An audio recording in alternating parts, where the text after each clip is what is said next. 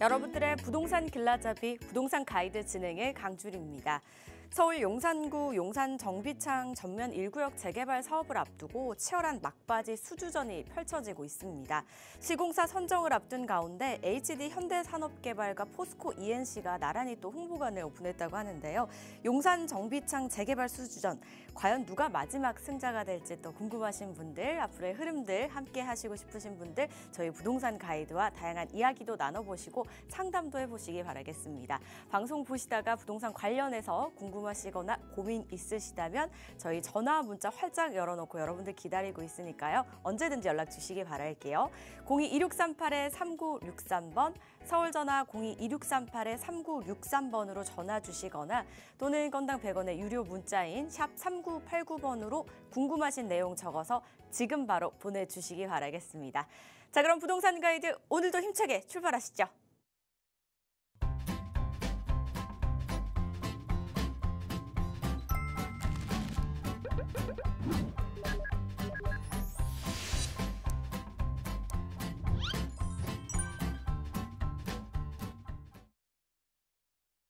네, 매주 목요일마다 저희 부동산 가이드에서 여러분들의 궁금증을 진심으로 헤아려 주시고 또 강의도 들려주시는 분이죠. 위버라인의 우암 이사와 함께합니다. 어서 오세요, 이사님. 네, 안녕하세요. 위버라인 우암입니다. 네, 매주 목요일 여러분들 찾아뵙고 있는데요. 이번 주도 정말 반갑습니다.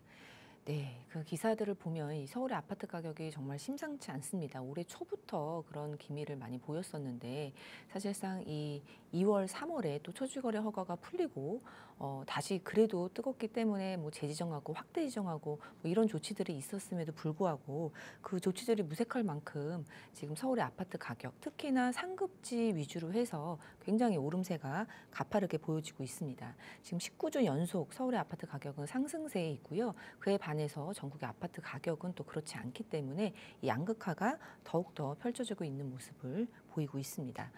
그리고 또 이제 금리 인하가 또 예고가 되고 있고 또 민주당이 집권하면 가격이 오른다. 양극화가 더 심해진다라는 속설과 함께 지금 여러분들 많이 불안하신 분들 많을 거라고 생각이 되는데요. 내 집 마련 아직 못하신 분들, 그리고 투자처 지금 찾고 있는데 선뜻 어디가 좋은지 모르겠다 하시는 분들, 부동산 관련해서 모든 질문 괜찮습니다. 전화 주시면 저와 함께 상담해보도록 하겠습니다. 네, 제 주변에만 봐도 사실 부동산 투자에 관심 있으신 분들이 정말 많으시더라고요. 근데 문제점이 투자는 하고 싶은데 어디에 투자를 해야 될지가 조금 헷갈리거나 선택이 어렵다고 하더라고요. 그래서 이 선택에 좀 도움을 줄 수 있는 자리가 있다고 제가 항상 주변 분들한테도 말씀을 드리긴 하는데요. 어떤 자리인지 또 설명을 해주시죠, 이사님. 네, 1대1 상담 진행하고 있습니다. 우리 공급에 대한 중요성은 누구나 알고 있고 또 필요성도 누구나 알고 있다라고 볼 수 있는데요.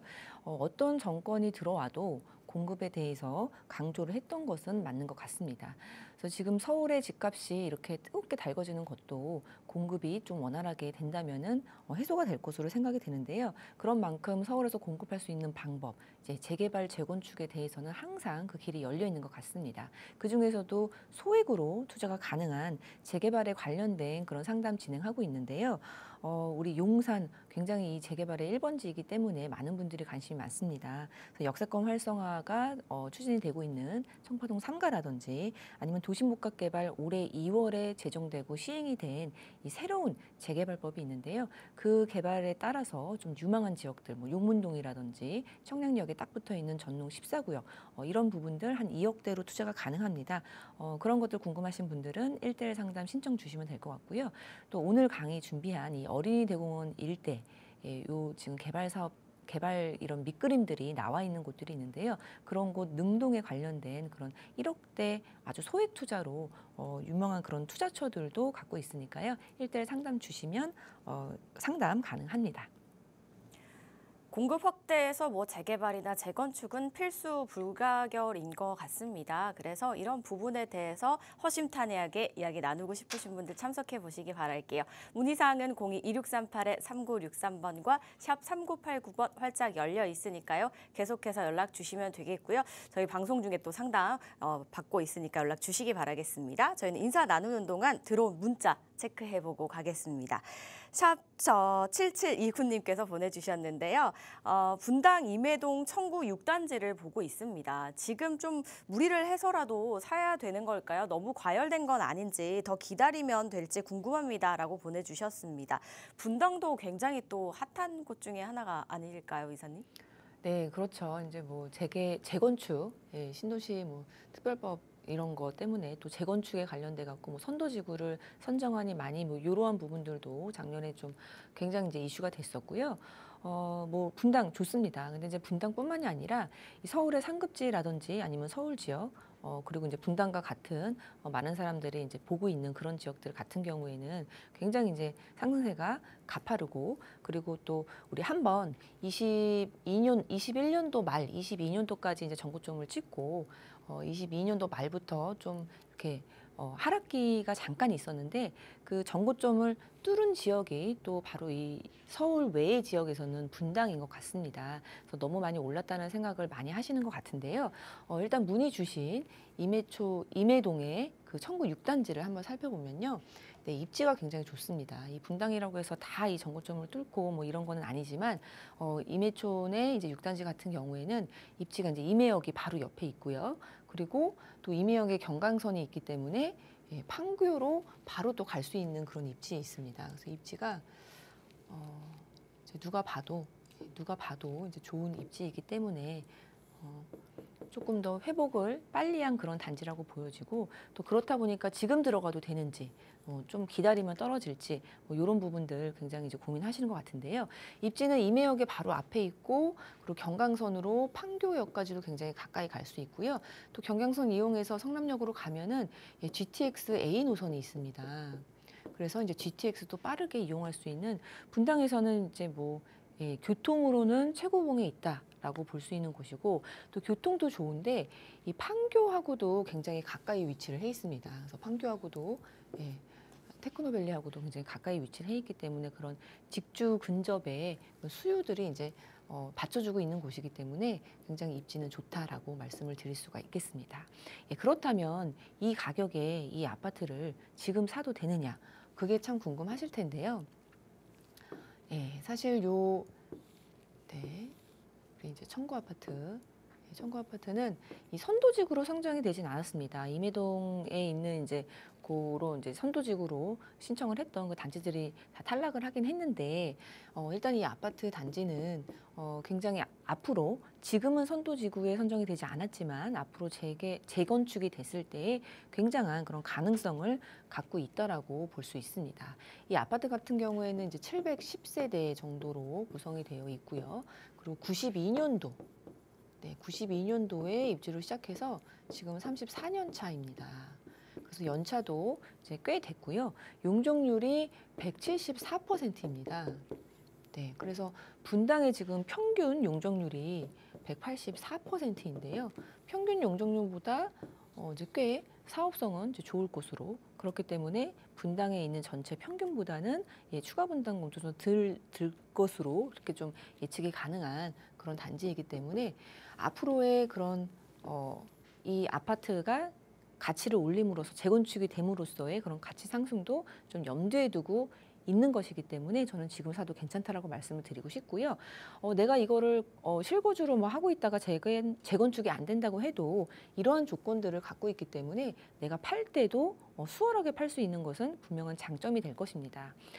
그래서 이 아파트도 좋다 이렇게 한번 말씀을 드리고 그거 외에도 우리 지금 서울의 아파트 가격 그리고 서울에서도 상급지 위주로 굉장히 이제 상승세를 보이고 있습니다. 그리고 굉장한 인기 단지들, 뭐 신축으로 한강변이라든지 뭐 고급 주택 단지라든지 그런 쪽으로 본다면 국민 평수도 지금 70억이 예, 찍은 상태이고 국민 평수 외에도 뭐 100억이 넘는 그런 아파트인데도 그런 가격 신고가 들이 이제 찍히고 있는데 사실 예전의 가격하고 비교를 해보면 정말 기함을 토할 굉장히 높은 가격이라고 볼 수 있는데 이제 그것이 좀 기점으로 해서 지금은 이제 상급지만 그렇지만 앞으로 조금 더 퍼질 수 있는 가능성을 좀 염두에 두고 있다라고 보셔야 됩니다. 아파트 가격은 사실 물가를 반영한 가격입니다. 그렇기 때문에 우리가 지금 코로나 시대를 거치면서 유동성도 굉장히 많이 확보가 되어 있었고, 그리고 지금 현재 우리가 피부로 느끼는 그런 음식값이라든지 아니면 장볼 때 마트 가격이라든지 아니면은 뭐 물건들 살 때 가격들을 살펴보면 물가가 상당히 많이 올라 있습니다. 그거와 비슷하게 아파트도 가격은 상당히 많이 올라 있다라고 보셔야 되고요.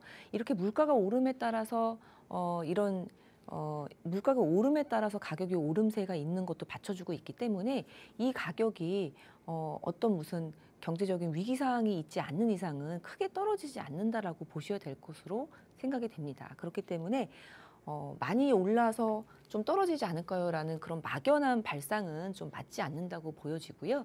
예, 현금 가치가 떨어졌기 때문에 가격이 오름세도 있다. 이것도 한번 베이스로 깔아주시고 또 이 아파트도 이러한 미래 가치가 있는 아파트이기 때문에 내가 실거주로 지금 집을 사서 거주를 한다 하면 사용 가치도 있는 거거든요. 그래서 그냥 자신 있게 그냥 사셔도 된다라고 말씀을 드리고 싶고요.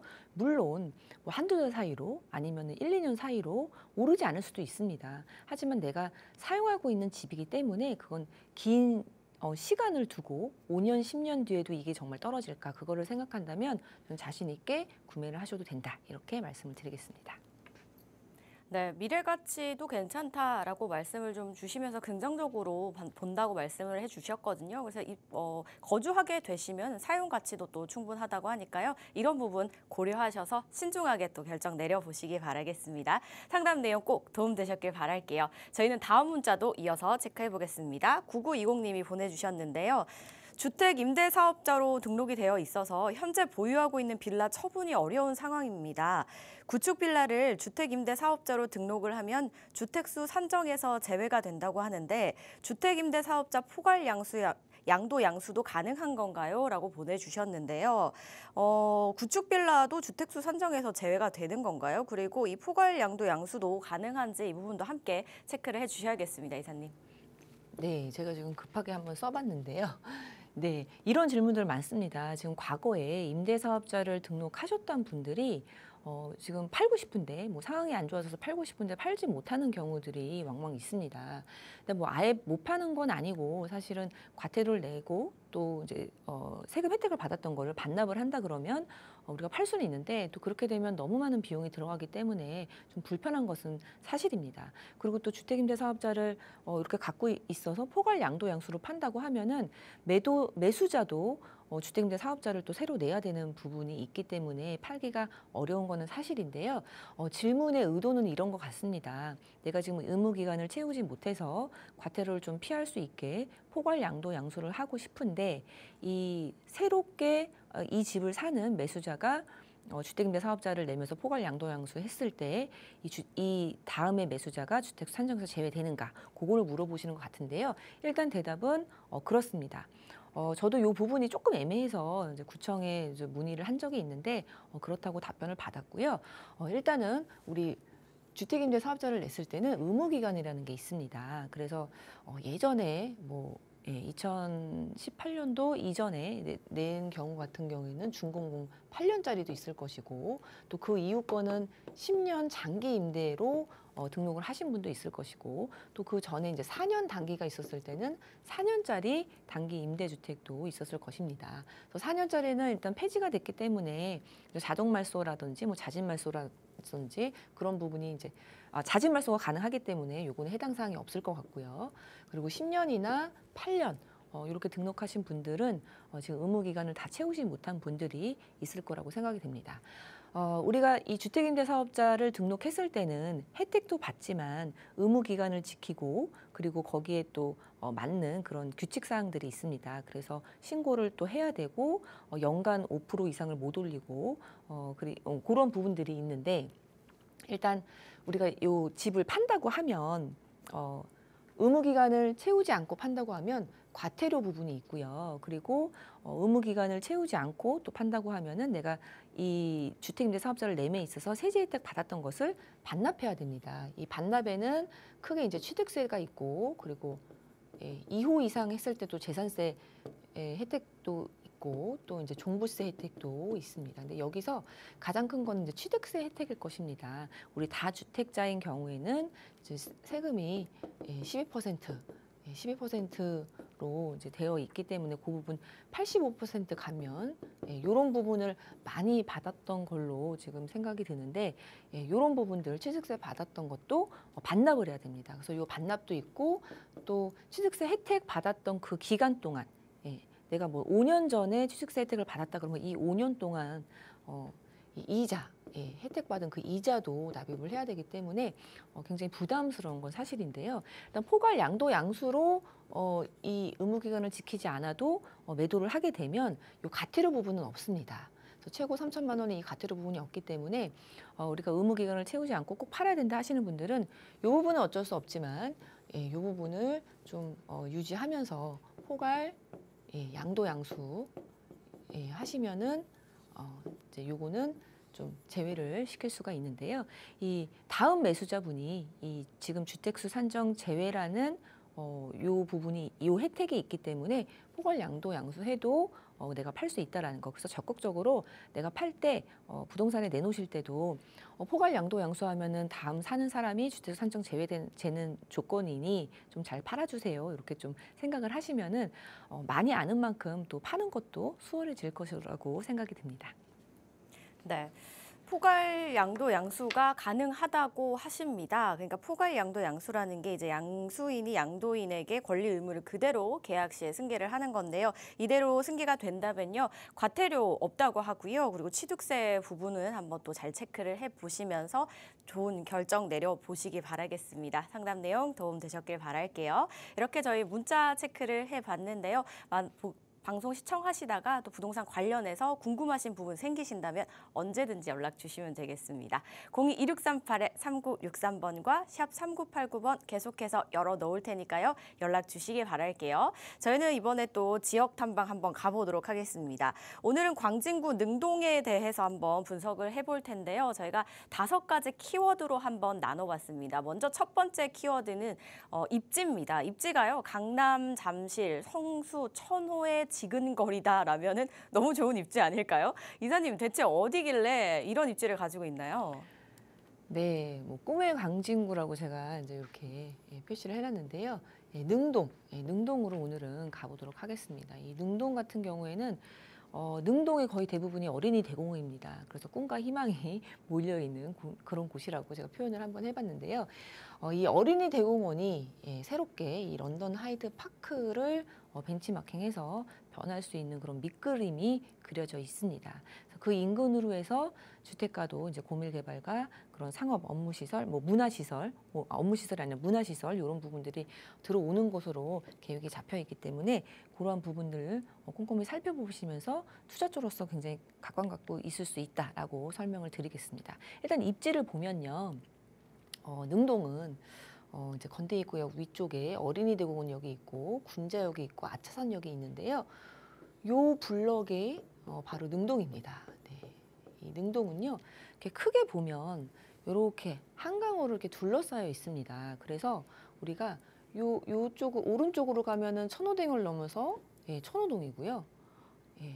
왼쪽으로 이렇게 영동대교를 넘으면은 청담동입니다. 그리고 삼성동하고도 바로 연결이 되어 있는 곳입니다. 그래서 이 강남과 천호동 완전히 이제 붙어 있는 굉장히 가기 좋은 그런 거리에 있다라고 보실 수 있고요. 또 중간으로 해서 잠실대교를 넘으면 또 잠실입니다. 그래서 잠실 생활권하고도 굉장히 가까운 곳에 위치를 해 있습니다. 그러면서 또 5호선을 타고 왼쪽으로 가면은 바로 이 중구 종로구에 또 이제 핵심 업무 단지, 업무 중심 지역하고도 굉장히 가까이 위치를 해 있기 때문에 이쪽에 계신 분들 세입자로도 굉장히 잘 받을 수 있는 수요가 아주 넉넉한 곳이고요. 강남 수요 그리고 이 잠실 수요, 천호동의 수요까지도 이제 흡수할 수 있는 곳이기 때문에 세를 놓을 때 굉장히 유리한 곳이다라고 볼 수 있는 곳입니다. 그리고 이 능동은요, 딱 이렇게 그림 그려져 있는 곳인데 능동의 거의 반 이상이 어린이 대공원입니다. 그래서 굉장히 이제 숲이 이제 거의 반 이상을 차지하고 있는 곳이라고 볼 수 있는데요.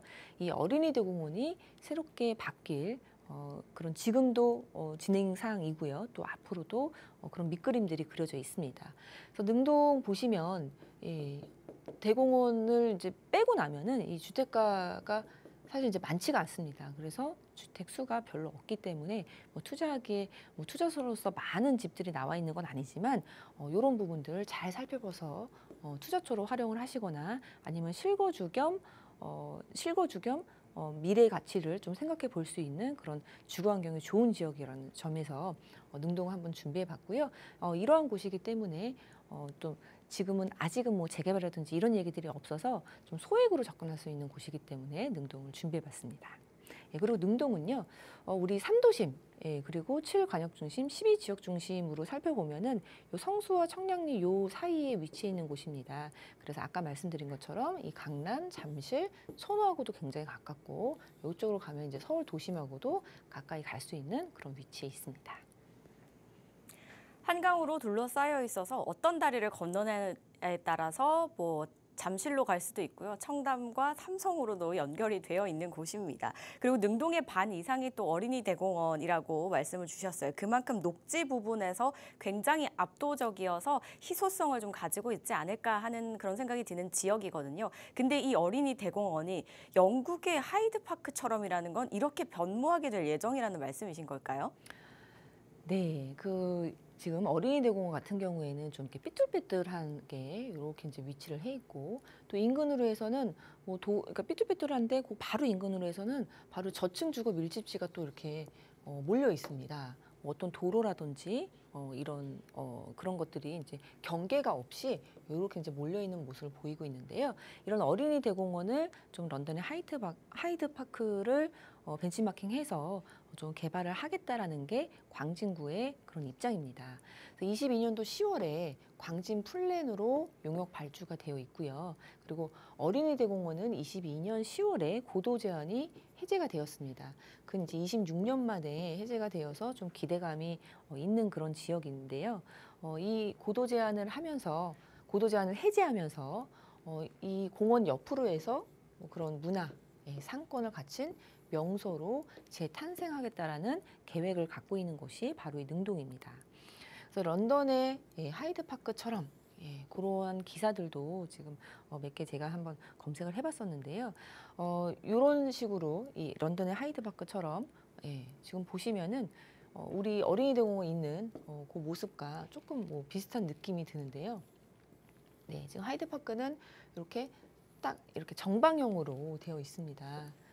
그래서 이제 도심 속에 허파 역할을 하는 이런 공원처럼 만든다라고 지금 얘기를 하고 있고요.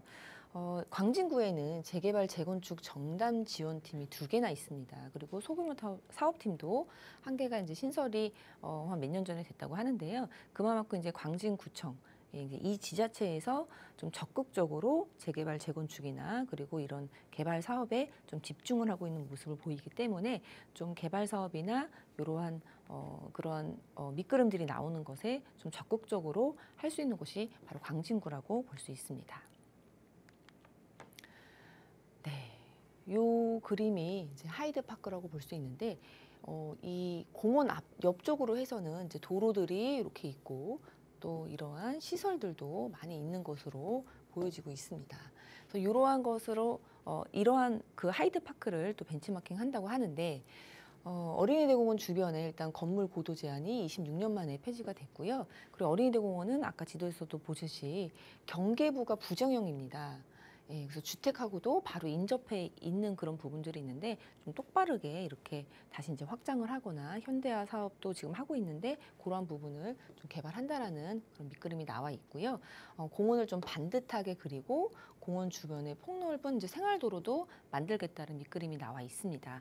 그렇다면은 능동은 거의 다 이제 어린이대공원으로 구성이 되어 있는데 이러한 부분들도 좀 이렇게 예쁘게 좀 확대가 될 것으로 기대가 되고 있고요. 그렇기 때문에 요 인근으로 해서 우리가 투자처로서 좀 살펴보면 좋을 것 같다라는 생각이 듭니다. 그리고 능동은 이제 공원도 있고 이제 고도 제한도 있기 때문에 일종 주거 일반 지역이었습니다. 그래서 그런 부분들도 이제 종상향을 통해서 지금 일종이기 때문에 종상향 한다면은 그 개발을 할 수 있는 버퍼가 굉장히 많이 남아 있는 상태입니다.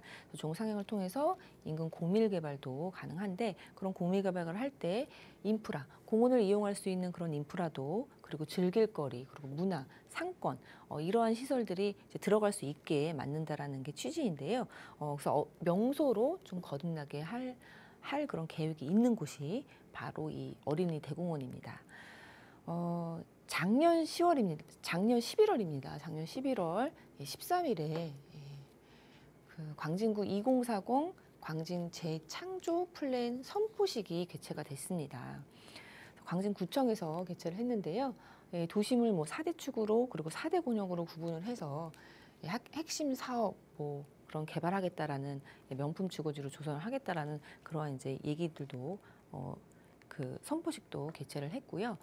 특히나 이 능동 위쪽으로 해서는 천호대로인데요. 천호대로변에 주거, 업무, 상업, 문화, 주상복합, 공일배가 개발을 하겠다라는 것도 지금 내용이 나와 있는 상태입니다. 이제 사진은 네, 김경옥 이제 광진구청장이 직접 나와갖고 이렇게 설명하고 있는 모습을 볼 수 있습니다. 네, 2040 광진 재창조 플랜, 요거 한번 살펴보면요. 일단 어린이 대공원 재구조화 사업이 있고요. 그 인근으로 해서 아차산역을 이 중곡동에서부터 이제 창조 문화 축으로 지금 그 축을 했고, 또 왼쪽으로 해서는 청년 첨단 혁신축을 또 계획을 했습니다. 그래서 벤처기업 육성하는 그런 촉진 구역으로도 어린이대공원 옆쪽으로 되어 있는 상태입니다. 능동에서 또 주목해 볼 만한 것은 저층 주거의 그런 정주 환경 개선, 이런 부분도 한번 살펴보면 하고요. 그리고 어린이 대공원 일대를 재구조화하기 때문에 능동이 자체적으로 이제 종상한가 그리고 고밀 개발이 될 수 있는 가능성이 상당히 높다라고 볼 수 있습니다. 네, 어린이 대공원 인근으로 보면요, 일단 공원 조망의 주거 단지로, 천호대로 이제 남쪽에 공원 조망의 주거 단지로 그렇게 하겠다라는 게 이제 주 골자이기 때문에 그런 측면에서는 실거주도 하면서 미래 가치도 노려볼 수 있는 그러한 지역이 바로 어린이 대공원 바로 위쪽에 능동이라고 볼 수 있겠습니다. 네, 공원이 이제 새롭게 좀 재탄생하면서 명소가 되고 또 주거와 함께 이게 복합적으로 함께 거주할 수 있는 공간으로 탄생할 예정이라고 하니까 굉장히 기대가 되는 곳이기도 합니다. 그리고 또 다음 키포인트로 이어서 보게 된다면요. 저희가 상담 요청도 굉장히 또 자주 오는 내용이기도 합니다. 그만큼 많은 분들의 관심을 받고 있는 이슈라는 건데요. 주택수 산정 제외가 가능한 이 주택이 또 이 지역에도 있나 봐요. 앞서서 설명해 주실 때 소액 투자가 가능하다라고 말씀을 해주셨던 기억이 있는데 소액 투자에다가 또 주택수 산정 제외 가능한 부분이 있을까요, 이사님? 네, 지금 주택수 산정 제외 물건이 이제 신축일 경우에는 가능합니다. 근데 이제 능동 같은 경우에는 워낙에 이제 주택이 들어올 자리도 별로 없기 때문에 신축도 많지 않은 그런 상태인데요. 신축이라고 하면은 뭐 1, 2년 전에 지어졌거나 뭐 3, 4년 전에 지어졌던 거거나 그런 것도 의미를 하지만, 그러니까 24년 1월 1일부터 27년 12월 31일에 준공이 난 것도 의미를 하지만 첫 소유권 이전을 신축이라고 얘기를 합니다. 그래서 이제 중고로 집을 사는 게 아니라 처음에 집을 지었던 사람한테 첫 소유권 이전을 하는 게 신축이기 때문에 사실 굉장히 희소할 수밖에 없습니다. 그리고 게다가 능동처럼 그렇게 집이 들어올 자리가 별로 없는 지역은 신축이 이제 거의 없다시피 하는데요. 그렇기 때문에 구축도 주택수 산정 제외로 우리가 만들 수 있는데요. 기축 주택일 경우에, 그러니까 구축 주택일 경우에는 주택임대 사업자로 등록을 하면 됩니다. 주택임대 사업자가 10년 장기만 있었는데 4년짜리 단기가 폐지됐다가 올해 6월부터 이번 달부터 단기 6년짜리도 가능합니다. 그래서 10년이나 6년짜리로 주택임대 사업자로 등록을 하게 되면 주택수 산정에서, 이 산정이라는 것은 중과세를 매길 때 주택수 하나, 두 개, 세 개 셀 때 산정에서 제외하는 겁니다. 그래서 주택수를 내가 갖고 있는 보유한 주택을 세금에서 중과인지 아닌지를 판단을 할 때 주택수 세는 거에서 완전히 유령주택이 되는데요. 이거는 지금 잠깐 유령주택이 되는 게 아니라 영원히 유령주택이 되는 거기 때문에 굉장히 투자할 때 유리한 장점으로 작용을 할 수가 있습니다. 그래서 그런 부분들 좀 잘 활용을 하셔갖고 주택수 산정 제외로 만들어 놓으면 굉장히 좋을 것 같다는 생각이 들고요. 일단 주택임대 사업자를 등록하는데 그 조건이 6억 이하여야 되고요. 그리고 60제곱미터 이하여야 됩니다. 그래서 우리 보통 이제 상급지도 빌라 같은 경우에는 용산 같은 경우에는 이제 6억 이상이 거의 이제 대부분 이제 차지를 하고 있기 때문에 이렇게 주택수 산정 제외로 만들기가 좀 어려운 부분이 있는데요. 능동은 아직 이제 많이 오른 상태가 아니기 때문에 좀 수월하게 주택수 산정 제외로 만들 수가 있다라고 말씀드리겠고요. 그리고 또한 주택임대 사업자로 갖고 있다가 팔기를 원하시는 분들 거를 사셔도 주택임대 사업자로 이제 포괄 양도 양수로 갖고 오게 되면은 주택 산정에서도 제외가 되는 부분들이 있기 때문에 그러한 부분도 꼼꼼하게 좀 따져보시면 될 것 같고 일단 포괄 양도 양수로 주택을 매도하려고 하시는 분들은 금매일 경우가 굉장히 많습니다. 그래서 우리가 집을 살 때 금매로 팔려는 사람들도 그 상황에 따라서 우리가 좋은 조건으로 인수를 할 수 있으니까 그런 것도 좀 찾아보시면 좋을 것 같다. 이렇게 말씀드리겠습니다. 네, 첫 소유권 기준이다 보니까 좀 찾기가 쉽지 않은데요. 그래서 주택임대 사업자를 또 활용하실 수 있는 방법도 있습니다. 주택수 산정 제외 빌라 얘기를 한 데는 또 이유가 있지 않을까 싶어요. 바로 정비사업인데요. 정비사업이 광진구에서도 굉장히 활발하게 진행이 되는 걸로 알고 있습니다. 그래서 저희 키포인트 또 네 번째가 재개발 메카 광진구로 정해주셨거든요. 한번 이야기 들려주시죠. 네, 광진구에 정말 재개발이 많이 진행이 되고 있는 것 같은데요. 특히나 이제 초기, 작년, 재작년, 뭐 최근에 이제 3년 전, 요 기간에 굉장히 많이 선정이 되고 진행이 되고 있는 것 같습니다. 그리고 또한 우리 정비사업, 재개발 사업 같은 경우에는 주민들의 의지만으로 되는 것도 아니고 그리고 시에서 그 지자체에서도 굉장히 적극적으로 협조가 일어나야지 진행이 될 수 있는 부분들이 있는데요.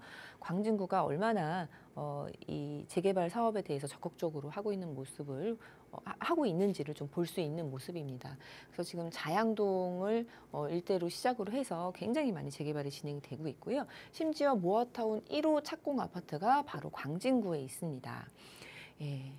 네, 요 예전에 이제 구의자양 촉진지구 바로 이제 옆쪽에 한양 연립 아파트를 재건축을 한 이제 모아타운 1호라고 볼 수 있는데요. 최고 15층에 215가구 규모로 해서 벌써 착공이 들어갔습니다.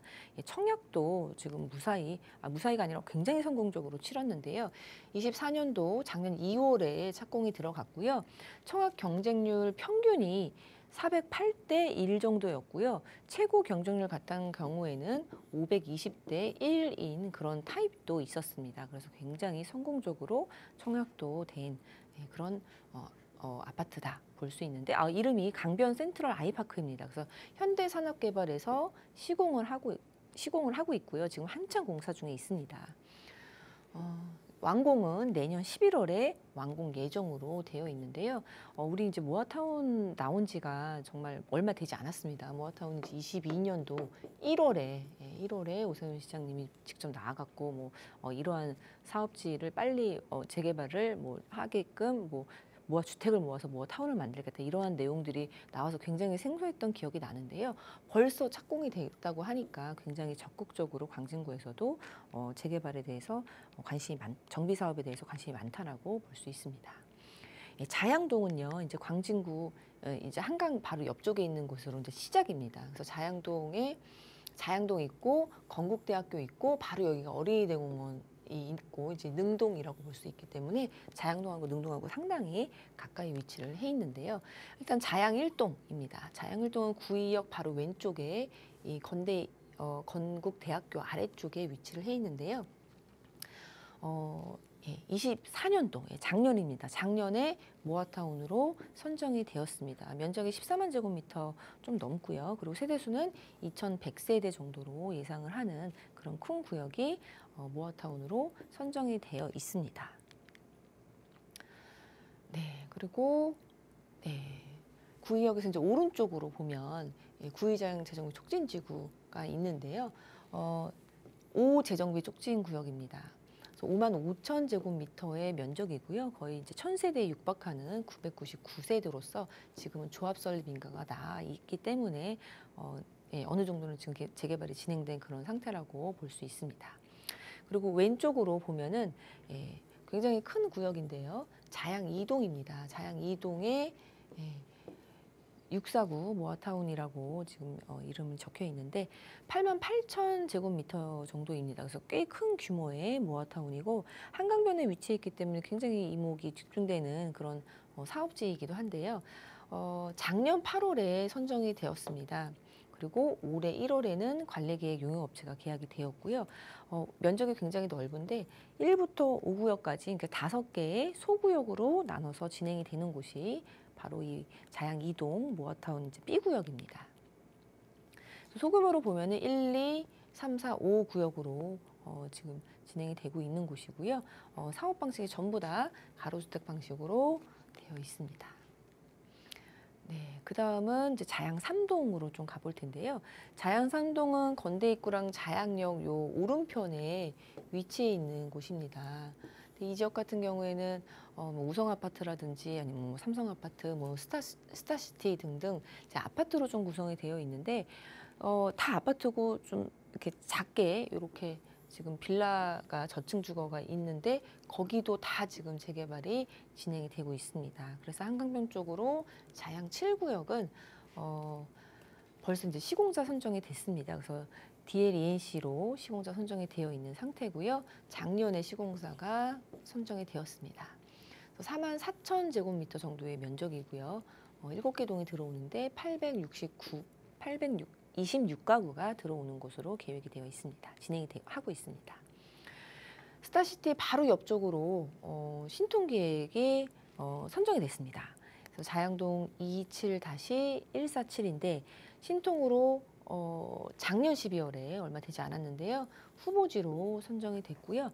지금 4만 제곱미터 정도인데 949세대로 한 1,000세대가 좀 안 되는 그런 대규모 단지가 들어올 곳으로 생각해 볼 수 있는 구역입니다. 네, 건대 입구랑 자양역 이제 왼편으로는 이렇게 자양 4동이 위치를 해 있는데요.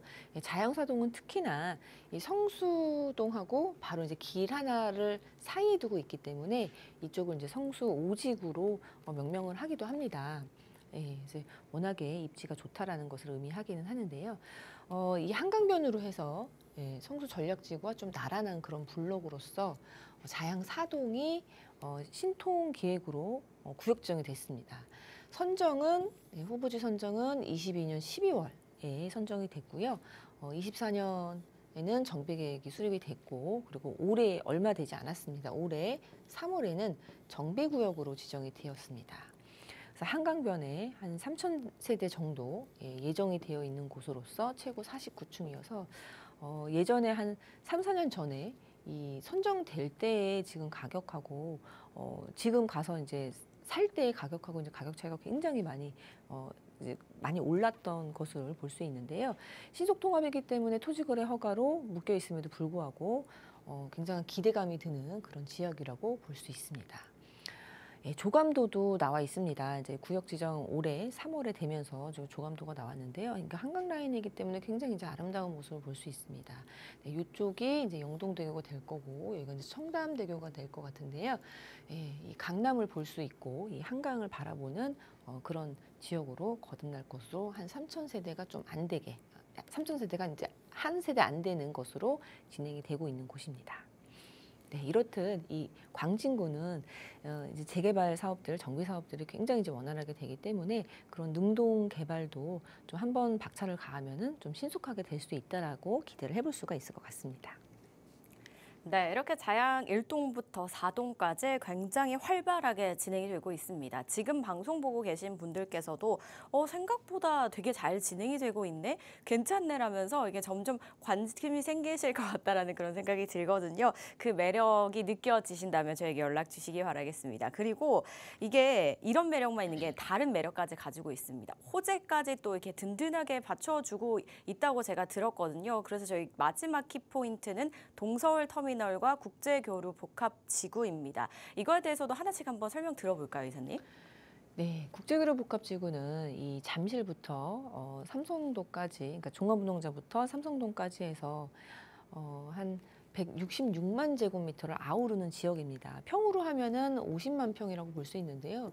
이 도심에서도, 그리고 특히나 이 강남 한가운데서도 건국 이래 이제 최대의 개발 사업이라고 불릴 만큼 굉장히 큰 그런 개발 사업이라고 볼 수 있는데요. 이 지역이 글로벌 비즈니스 거점, 그리고 도심형 마이스 그런 산업단지, 그런 복합단지로 조성 예정에 있다라는 것입니다. 그리고 실제로 지금 뭐 미래 얘기가 아니라 지금 일부 구간들은, 일부 구역들은 또 착공이 들어가서 한창 공사 중에 있고, 또 올해를 착공 목표로 하는 그런 구역들도 있는데요. 새롭게 변모하는 그런 국제의료 복합지구의 조성지와 이 광진구가 굉장히 가까이 위치를 해 있다라는 것입니다. 이 영동대로 지하 사업도 이 사업에 이제 포함이 되어 있는데, 영동대로에 이어지는 그 영동대교를 넘으면 바로 광진구의 자양동, 그리고 그다음 건국대학교, 그다음 능동으로 이어지기 때문에 이러한 수혜도 이 능동에서 충분히 흡수를 할 수 있다라고 생각이 드는 그런 개발 사업이라고 볼 수 있습니다. 이 지역 같은 경우에는 크게는 4개로 나눠서 지금 진행이 되고 있습니다. 그래서 잠실 운동장 일대와, 그리고 요 한강 탄천 부분들, 이런 부분들, 그리고 이 코엑스 부지랑 현대 자동차 부지, 그리고 인근으로 해서 중소규모의 그런 필지들의 개발 사업들, 이렇게 좀 나눠서 볼 수 있겠는데요. 네, 일단 잠실 같은 경우에는, 잠실은 국제 스포츠 이벤트 중심, 뭐 스포츠 메카 조성, 대중교통의 허브 구축, 뭐 여러 가지 그런 사업들이 좀 진행이 되고 있고, 뭐 대중문화 사업의 중심, 그리고 이 종합운동장 옆쪽으로 해서 한강 탄천 시민여가 공간 조성, 사업들이 굉장히 많이 있습니다. 그리고 잠실 운동장, 그리고 한강 탄천, 뭐 통합적인 정비, 복합 기능, 그런 얘기들이 이제 다 이제 계획이 되어 있다라고 볼 수 있는데요. 이쪽에 컨벤션이라든지 마이스 복합 기능들이 이제 집적이 되기 때문에 뭐 문화적으로, 뭐 상업적으로도 굉장히 많이 사람들이 많이 몰리는 그런 것으로서 거듭난다라고 보실 수가 있겠습니다. 그리고 이 영동대로, 영동대로의 지하 사업 같은 경우에도 GTX도 2개의 노선이 들어오고, 또 여러 가지 그런 교통의 허브 역할을 하는 곳이 바로 영동대로 지하 사업입니다. 지하도 뭐 단층이 아니라 지하 6층까지 이제 아주 깊게 파기 때문에 이 인근으로 해서 동선에 따라서 이제 환승을 하게 되면 이제 동선들이 존재를 하고, 또 동선에 따라서는 다 상업시설들이 들어오기 마련입니다. 그래서 많은 사람들이 몰리는 그런 복합 그런 환승센터이기 때문에 상업시설도 몰리게 돼 있고, 또 이제 소비가 일어나고, 또 돈이 몰리는 그런 지역으로 거듭난다라고 볼 수 있고요. 또 영동대로가 지하화되면서 또 위로는 뭐 공원화되는 그런 얘기들도 있기 때문에 굉장히 이 일대가 대대적으로 바뀐다라고 볼 수 있습니다. 특히나 이 잠실 마이스 복합개발 같은 경우에는 지금 좀 가시화가 되어 있다라고 볼 수 있는데요. 이 서울 스마트 마이스 파크라고 지금 지칭하고 있습니다. 그래서 24년 7월 작년입니다. 작년에 서울시 도시건축 공동위원회에서 세부 개발 계획이 결정이 됐습니다. 그래서 개발 계획 결정안이 결정이 됐고요. 그리고 2조 원대 규모로 지금 진행이 되어 있으면서 내년에 착공을 목표로 하고 있습니다. 그래서 올해는 기획재정부 협의 실시해서 협약 체결이 이제 목표가 되는데요. 실제로 좀 가시화가 될 뿐만이 아니라 착공을 또 앞두고 있기 때문에 앞으로 이 잠실이 또 어떻게, 잠실의 이 종합운동장이 또 어떻게 변할지도 굉장히 기대가 되는 그런 지역이라고 볼 수 있습니다. 그리고 광진구의 아주 큰 개발 호재라고 보면 동서울 터미널의 현대화 사업을 볼 수 있는데요. 이 동서울 터미널 같은 경우에는 뭐 좀 지지부진했고 좀 이렇게 변동 사항들이 있었지만 이제는 이제 완전 가시화가 됐다라고 볼 수 있습니다. 그래서 동서울 터미널은 한 30년이 넘게 운영이 되었습니다. 87년도부터 운영을 시작했고요. 30년 넘게 운영을 해왔는데 지금은 요 터미널의 역할도 하면서 대형 쇼핑몰이라든지 위쪽으로 이제 사무실도 계획이 되어 있습니다. 그리고 이런 한강변에 이런 초대형 또 빌딩들이 생기기 때문에 위쪽으로 해서 파노라마 전망대도 예상을 해볼 수가 있겠고, 이 동남권의 랜드마크로 거듭날 수 있는 그런 호재라고 보실 수가 있겠습니다. 23년도에 도시건축 공동위원회에서 심의가 됐고요. 결정 고시까지 되어 있으면서 올해 착공 목표입니다. 그래서 이 동서울 터미널도 이제 착공을 통해서 정말 새롭게 변하면은 굉장히 압도적인 그런 수혜를 받을 수 있는 곳이 바로 이제 광진구 자체적으로 볼 수 있는데요. 예, 조감도 이렇게 다 나와 있는 상태고요. 또 안에 내부를 보면 그 뉴욕의 센트럴 터미널과 같은 그런 모습을 보이는데요. 그래서 여객 터미널 역할과 그런 업무 시설이 같이 들어오는 사업이다라고 볼 수 있겠습니다. 네, 자, 인근에 이제 잠실 종합운동장을 필두로 스포츠 사업과 문화 사업들이 굉장히 활발하게 또 진행이 될 예정이고요. 여기에다가 코엑스 확장과 또 영동대로 지하화 사업으로 GTX 노선도 2개나 들어올 예정이어서 이 모든 것들이 쭉 이어져 있잖아요. 그래서 엄청나게 시너지가 일어나지 않을까라는 생각이 들었습니다. 또 마지막으로 올해 착공을 목표로 진행이 되고 있는 동서울 터미널 현대화에 대해서도 말씀을 해주셨는데 여기도 바뀌게 된다면 정말 새로운 지역이 탄생할 것 같다라는 그런 생각이 들었거든요. 이 부분들 저희가 지금 쭉 5가지로 말씀을 드렸잖아요. 근데 좀 하나하나 설명을 드리다 보니까 마지막으로 좀 짧게 한번 정리해서 이야기 한번 들어볼까요? 네, 오늘은 어린이 대공원을 품은 능동에 대해서 말씀을 드리고 있습니다. 이 어린이 대공원이 이제 재구조화 작업을 통해서 그 인근의 주택가가 이제 살짝의 고밀 개발과 그리고 문화의 중심지로 또 거듭날 수 있는 그런 명소로 조성이 된다라는 밑그림이 그려져 있습니다. 그래서 아주 활발하게 지금 재개발이 진행이 되는 건 아니지만 우리가 먼 훗날에 좀 중장기적으로 투자처로서 굉장히 훌륭하기 때문에 한번 저희가 준비를 해봤고요. 그리고 굉장한 소액 투자가 가능합니다. 지금 서울의 재개발 활성화가 많이 되어 있는데요. 초기 단계라고 해도 거의 뭐 3억 이상의 투자금이 전세를 활용해도 3억 이상의 투자금이 들어가는 곳들이 거의 대부분입니다. 능동은 아직은 뭐 1억대 정도 아니면 1억 이하로도 전세를 활용하셔서 투자할 수 있는 그런 지역들이 있기 때문에 한번 준비를 해봤고요. 입지는 뭐 네, 광진구이면서 또 강남, 잠실, 천호의 좀 중간에 위치를 해 있기 때문에 이런 강남가의 그런 거리가 굉장히 이제 교통이 좋은 그런 지역이다 말씀을 드렸고요. 예, 어린이 대공원. 네, 어린이 대공원이 좀 삐뚤빼뚤한 면이 있는데 좀 예쁘게 다듬으면서 영국의 하이드파크처럼 조성을 할 예정이라고 합니다. 그래서 이 재구조화가 되면은 굉장한 그 인근으로 해서는 공원의 그런 수혜를 받으면서 좀 아주 쾌적한 그런 주거 환경이 조성이 될 수 있기 때문에 그런 지역들 좀 노려보면 좋겠다라고 말씀을 드렸고요. 주택수 산정에 제외되는 조건을 좀 따져보시면 좋을 것 같은데 신축이 아니더라도 구축이라도 주택임대사업자를 활용해서 주택수 산정에서 제외되는 곳으로 투자할 수 있다는 것도 활용해 보시면 좋겠다라고 말씀을 드렸습니다. 그리고 재개발의 메카 광진구입니다. 정말 광진구의 자양동을 시작으로 해서 수많은 재개발들이 지금 선정이 되고 뭐 지정이 되고 진행이 되고 있습니다. 그만큼 광진구에서 이런 정비 사업이라든지 개발 사업에 대해서 관심이 많다라는 거 그런 측면에서도 투자하기 좋은 광진구의 능동이다 말씀을 드렸고요. 또 대형 호재들이 인근에 굉장히 많이 있습니다. 예, 동서울터미널 또 지금 바로 이 광진구에 위치를 해 있는데 이 업무 시설과 그리고 뭐 그 지금 이제 터미널의 역할도 하는 그런 곳으로 현대화 사업이 진행이 되는데 이게 먼 훗날이 아니라 올해 착공 목표로 진행이 되기 때문에 좀 본격적으로 진행된다라고 말씀을 드리고 싶고요. 예, 국제그룹복합지구는 네, 삼성동하고 잠실의 이 강남의 알짜배기 땅의 대형 호재입니다. 일부 구간은 지금 다 공사가 진행이 되고 있고 또 내년 착공 목표로 되고 있는 잠실 이제 마이스 산업단지도 있는데요. 또 가시화가 되고 실제로 진행이 되고 있기 때문에 굉장한 수혜를 받을 수 있는 호재다. 이렇게 정리를 해보겠습니다.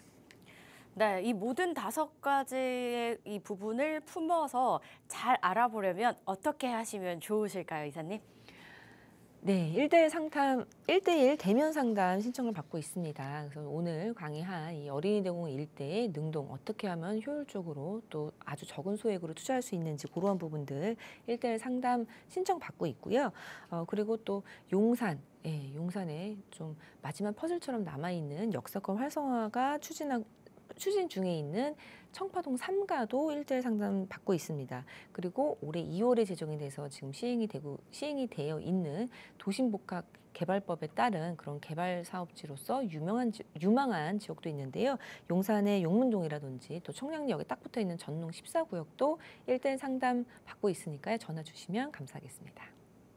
네, 문의사항은 02-2638-3963번과 샵 3989번으로 연락 주시기 바라겠습니다. 저희 방송에서 제공하는 정보는 투자 판단에 대한 조언일 뿐 해당 부동산의 가치 상승과 하락을 보장하지 않는다는 점 기억해 주시기 바랄게요. 시청해 주신 여러분 고맙습니다.